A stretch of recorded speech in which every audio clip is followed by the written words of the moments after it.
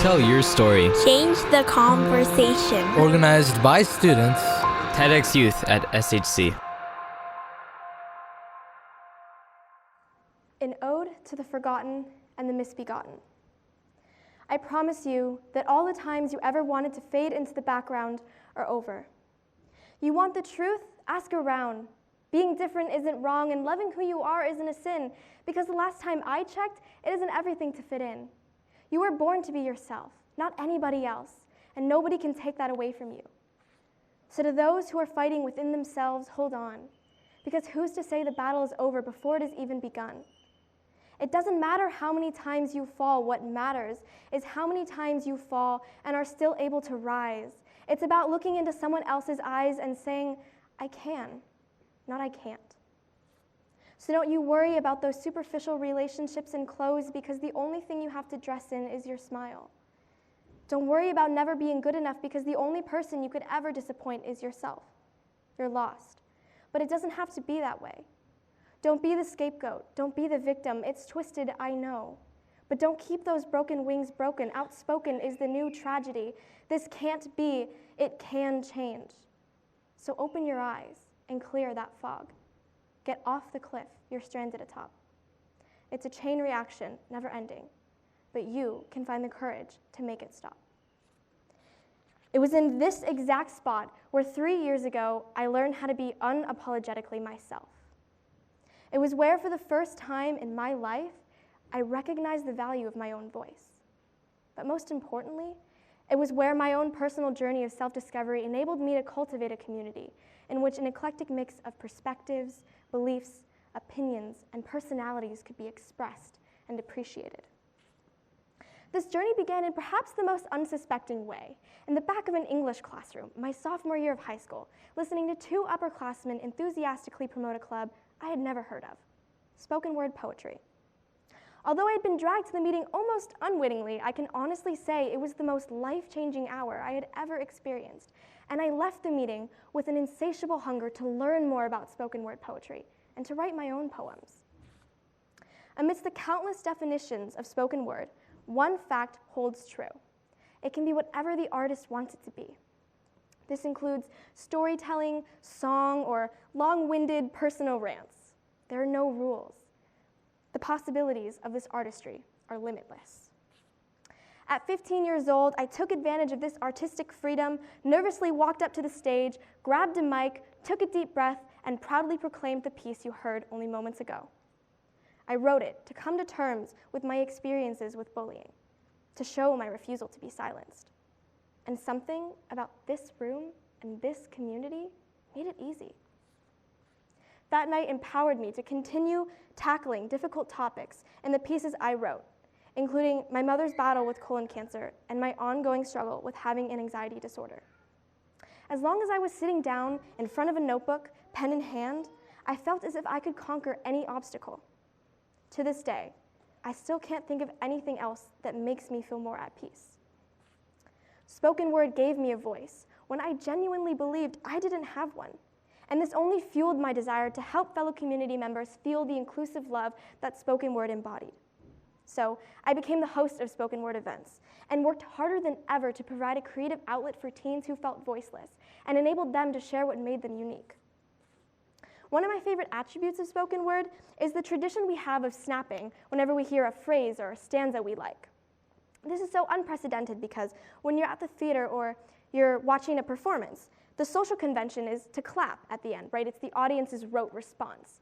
But snapping is impulsive and spontaneous. When you do it, you're showing support and passion for the speaker and what they're saying in the moment. This seemingly small gesture motivates poets like myself to step outside our comfort zones and embrace the beauty of our vulnerability. And that's pretty amazing if you ask me. Another thing that's pretty amazing is that the spoken word community quickly became a refuge for those who were willing to give it a chance. Before each show, we had this tradition of forming a circle up here and sharing final words of encouragement before opening the doors of the theater to the public.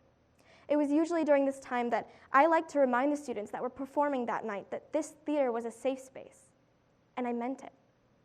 It was a place where we knew we wouldn't be judged, but more than that, what this theater represented, even when we weren't physically in it, was hope, safety, and possibility. And hearing pieces made us more open-minded and willing to understand other people's perspectives. We learned to see the world through other people's eyes and began noticing changes in the way we looked at and thought about society. We were never censored. We were empowered to be honest, and doing so highlighted the diversity in our experiences and our backgrounds. And this is key because it is what made spoken word bigger than the individual. We shared our pieces and our raw emotions, and because of that, we were able to transcend our differences and say, yes, I understand what you're going through, and you're not alone. You're probably thinking, this is all great and wonderful for you, Sam, but why should I care? I'm no writer. I don't even like poetry. Well, as I embarked on this journey of self-discovery, I realized just how disconnected people were from spoken word. The poets I worked with were not getting nearly enough appreciation for their amazing ability to convey emotion. And people in general simply did not show much interest in spoken word at all, which meant not only that our poets were not being heard, but also that people would never know what they were missing out on. And I thought this was so crazy because it's one thing to stand in this theater and play a role in a school production, to play somebody else. But it's another to stand up here and be yourself, be vulnerable, in front of an audience of complete strangers. About a year and a half ago, I was in Stockholm, walking along the waterfront, when I came across a giant blue banner advertising, of all things, upcoming spoken word events in the city. Now, I couldn't tell you what anything else on the poster said because it was entirely in Swedish, but I can tell you that it was in that moment that I realized how transcendent spoken word truly is. People a world away recognized the power of it, understood its value, and I couldn't understand why this wasn't the case back home.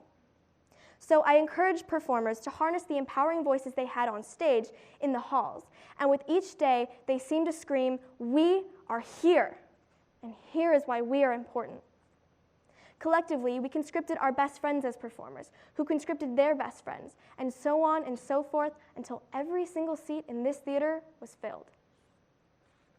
One of my favorite memories is of a longtime friend of mine, and admittedly a poetry skeptic, coming up to me after a performance and saying, "I have to be honest, that was a lot cooler than I thought it would be." Okay, I'm sorry, did you just use the word cool to describe spoken word poetry? Clearly my work here is done. No, but in all seriousness, it's been over a year since my last performance, and the spoken word community here is doing better than ever. I attended the 8th annual spoken word event a few nights ago, and was utterly speechless at the way in which the passion I worked so hard to cultivate has left behind such a tangible manifestation of acceptance and compassion. Spoken word has united this community, and I trust it will do so in the years to come. Spoken word enabled these students to excel in every way imaginable, and I firmly believe it can do the same for all of you. Leading and collaborating with others in this context instills in you the value of respect for the stories that each individual carries with them. It makes you more prepared for the real world in all its glorious ups and downs, and reassures you that there is always going to be someone looking out for you. In opening yourself up to your emotions, it'll make you a better person. Now, I'm not implying that the second you leave this theater, the first thing you have to go do is write a spoken word piece and research local poetry slams to perform it at. But I am telling you to give spoken word a chance. You can start simple. Perhaps take a few moments each day to collect your thoughts and write them down. Write down what makes you frustrated. Write down what gets you angry. Write down the joy you feel when people show you compassion. Write down the laughter and the memories and everything you wish you could scream from a mountaintop. And when you're ready, share it. I promise you that regardless of whatever you're dealing with in life, be it heartbreak, sickness, family issues, or even stage fright, spoken word is the perfect medium to help you sort all of it out. It'll help you find your voice, embrace it, and grow with it. You never know how many lives you might touch in the process. You never know the effect that using your voice will have on others who are looking to find their own. You'll never know unless you pick up a pen and discover spoken word. Thank you.